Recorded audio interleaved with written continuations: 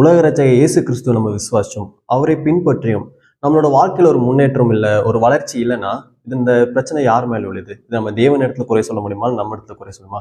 கண்டிப்பா நம்ம தேவன் இடத்துல குறை சொல்ற இடத்துல தாங்க. அப்ப இதுல இருந்து பார்த்தாலே தெரியுது, நம்ம இடத்துல தான் ஒரு குறைவு இருக்கு.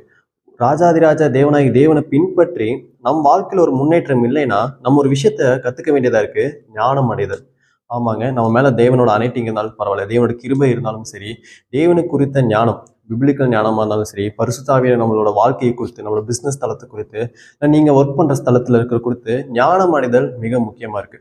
உலக ஜனங்களே, உலகத்துல இருக்கிற பிசினஸ் பண்றவங்களே நிறைய சேஞ்ச் ஆஃப் பிளான்ஸ் பண்றாங்க, கூடி பேசிக்கிறாங்க, ஒருவருக்கு ஒருவர் விட்டு கொடுத்து பேசிக்கிறாங்க. ஒரு பிளான் ஒர்க் அவுட் ஆகலைன்னா வேற ஒரு இடத்துல டீம் மேனேஜ்மெண்ட் பண்ணிக்கிறாங்க.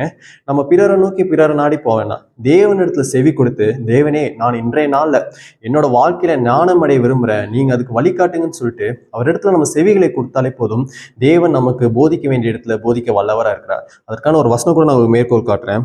நீதிமொழிகள் 23:19 வசனம், என் மகனே நீ செவி கொடுத்து ஞானம் அடைந்து உன் இருதயத்தை நல்வழியிலே நடத்து.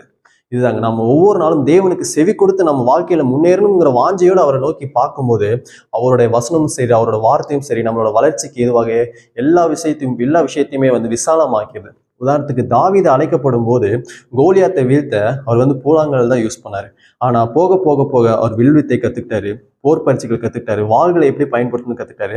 அவர் நினைக்கலாம் தேவனோட அனைட்டிங் என் மேலதான் இருக்கு, தேவன் அவ்வளவு பெரிய கோலியாத்தை வீழ்த்தவே கல்லை யூஸ் பண்ணாருன்னு சொல்லிட்டு கடைசி வரைக்கும் அவர் கல்லை மட்டுமே நம்பியில்லை. அவர் தன்னோட திறனை வளர்த்துக்கிட்டாரு, தன் இருதயத்தை தேவனுக்கு விட்டு கொடுத்தாரு.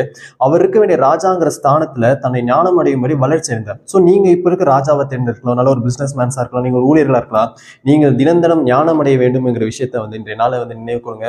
Thank you Jesus. தேங்க்யூ.